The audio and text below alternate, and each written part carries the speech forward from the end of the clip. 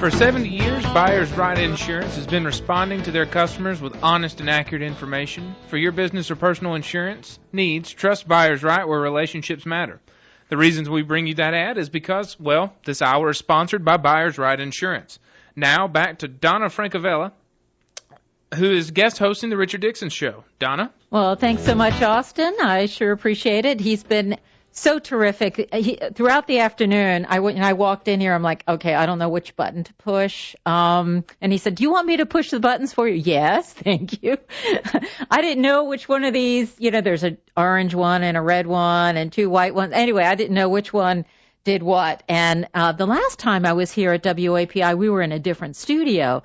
So this is kind of like a, foreign territory. Boy, what a great guy Charles Barkley is. I mean, he just really has a big heart, and it's so neat that a week after having total hip replacement, he was able to come on the phone and spend an hour talking with us about things that are close to his heart and dear to his heart. And he really is, at least I think he is, someone that our young people can look up to and aspire to be like. And he's sincere in his beliefs. Mm-hmm. Now, I may not agree with everything he agrees with politically, but I can see where he leans, and he at least stands by his beliefs, unlike some people who just waffle back and forth. So yeah, and he I once asked him. Actually, it was my daughter who wanted to ask him this question. She goes, "Mom, the thing I want to ask Charles is, how is it he's able to say whatever he wants?" And, of course, he kind of alluded to it last hour when he said, it's good to be king because you don't have to worry about being fired. You can say what you want. But what he told my daughter, which I thought was so insightful, was he said, no matter where you stand, there will always be half of the people who will agree with you and half of the people who will not. They will disagree with you. So if you just say what you believe, you can't worry about the half who will not agree with you. And just stand by your beliefs. And he's, because of that, he's able to say what he wants to say. And, for him to say that he's never voted Republican, but this time he might, that's pretty significant. Well, not only that, but I respect him because I grew up hearing about the basketball player he was, and then now I watch him on TNT for the NBA, and then I've always known he's been outspoken, and I've respected his opinions. But just because I don't agree with him is not going to change my level of respect for him. But I think just being part of this younger, newer generation that's all about technology and instant gratification, I wonder if respect is lost a little bit. If you don't agree with you, well, they just won't have anything to do with you, and they're going to stick to their little. There's no. It seems like there's no common ground where you can respect someone for having a different opinion. It's either you have to agree with me or you have to be silent. Right. And we live in such a politically correct world where you don't really come straight out and say what you're thinking. You try to water it down. You try to make it polite. You back away from anything controversial. So he's so refreshing. Donald Trump, as we had talked about earlier today, does the same thing. He's essentially king, and he can say and do what he wants, and he does. And so now we're all kind of intrigued. We can't seem to take our eyes off the presidential election because he's out there saying things that no one else is. Why don't we get Barkley on Trump's ticket as the VP? I know. Then you have two people spouting off what they think. And then not only that, but you'd have a little bit of bipartisanship because Barkley says he votes Democrat. He leans that way. But Charles said he doesn't want to run for president. And, in fact, he's even backed away from the idea of running for governor, which I think is a shame for us because he would be fabulous as a governor. But vice president's president and light. Entertaining as all get out. Yeah, vice president's president light. The title with half the responsibility. He probably wouldn't take any pay, just like our current governor. And I admire Governor Bentley for saying, until the economy comes back, I'm not going to accept a paycheck. That's really a good thing. While we've been talking on the air, there has been some breaking news. I don't know if you saw earlier, but President Obama was addressing the nation. He had a press conference. Apparently, the Obama administration is unveiling a major climate change plan, and it's aimed at large reduction in greenhouse gas emissions from the nation's coal-burning power plants. And, we have many of those here in Alabama. Kentucky, West Virginia, Alabama. I mean, those are three of the ones that pop off the top of my head. So it'd be interesting to see the fallout from that, because I was listening to the top of the hour news, and I've already heard some politicians saying things like, well, this is the lifeblood of our state's economy. You can't just turn this around. I'm curious. We have so many coal plants here, and we have so many lives that depend on the production of coal, what the outcome of all this will be. And will Alabama be playing a major role and have a major say in fighting this? And in the future of gas emissions. Now, one of the things about that is the morning show host Dale Jackson mentioned that this isn't. He took a bit of an extremist angle to it in the sense that he said this isn't a war on coal or on energy. No, it's not a war for the climate. It's a war on energy. Interesting. Which, like you said, you referenced Alabama's coal, and it drives a lot of the energy and of the state, and I don't know if it drives any of the surrounding areas. Certainly drives the economy, but it's also the reason why we don't have the best atmosphere. It's not as clean as it is in other states. So, I would really like to ask a few more questions about that of people who are more knowledgeable than I am. Mayor William Bell is supposed to be on with us. He's probably on his way, and that's one of the questions we could ask him if he gets here in time.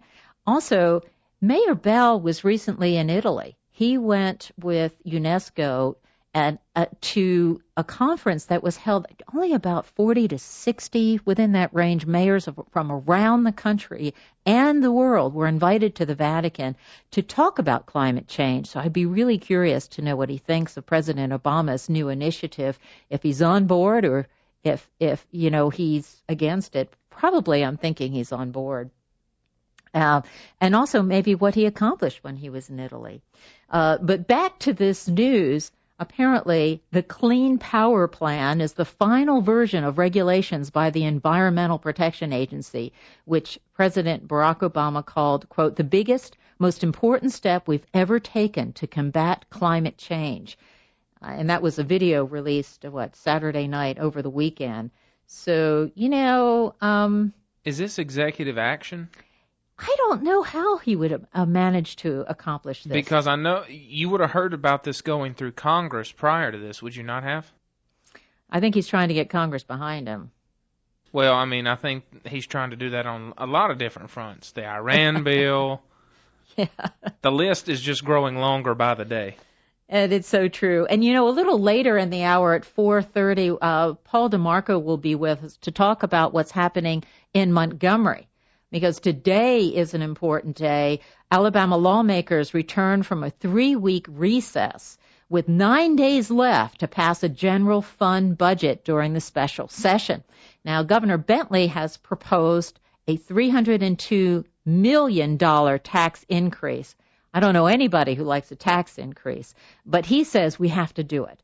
He's saying that he's also going to couple that with budget reforms that would end recurring shortfalls in the general fund.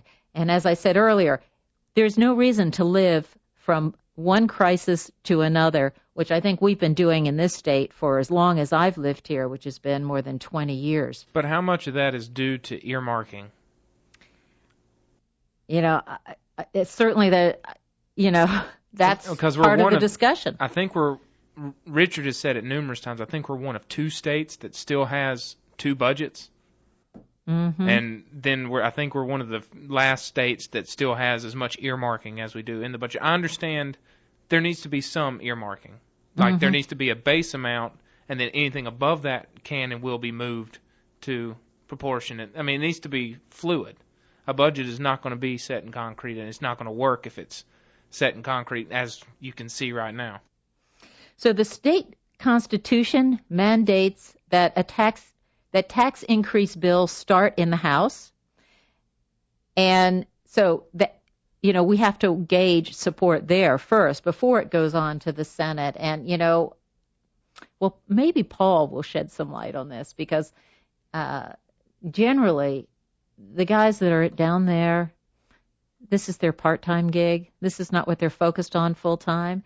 And it's every time this problem comes up, it's as if it's like a new problem. Like, oh no, what do we do now? And so I think we should be talking about this as a community and as concerned citizens more than I think we have. But so that's some of what's happening in the world. And now that I have the computer, I can tell you about some few other things that are happening. You have internet now? I walked into this studio and I was, brought my computer. I'm so used to being in touch. And what is it you said to me? Oh, you're in the black hole. Welcome to the black hole. The black hole. No internet access. But now it's back. Yay. Richards freezes up on him at least, once or twice a day, and that's always fun. I don't know where I'd be without internet. Do you know what I did over the weekend? I cut the cord. I cut the cable cord. It's fantastic.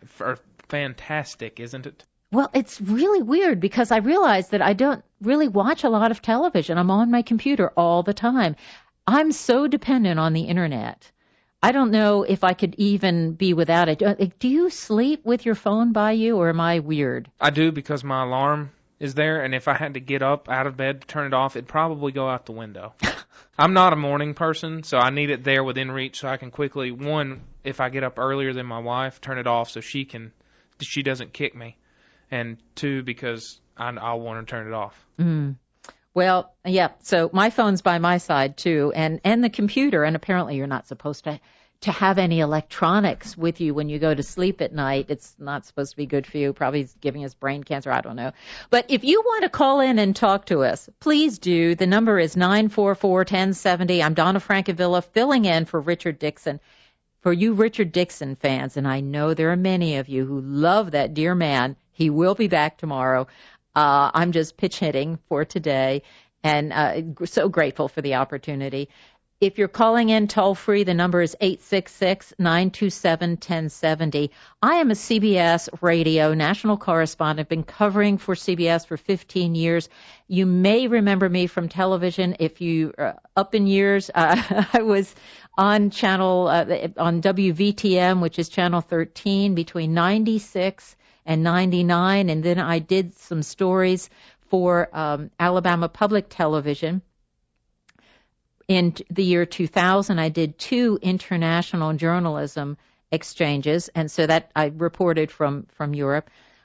And then I went to CBS, and I had been with CBS as a freelancer for the past 15 years.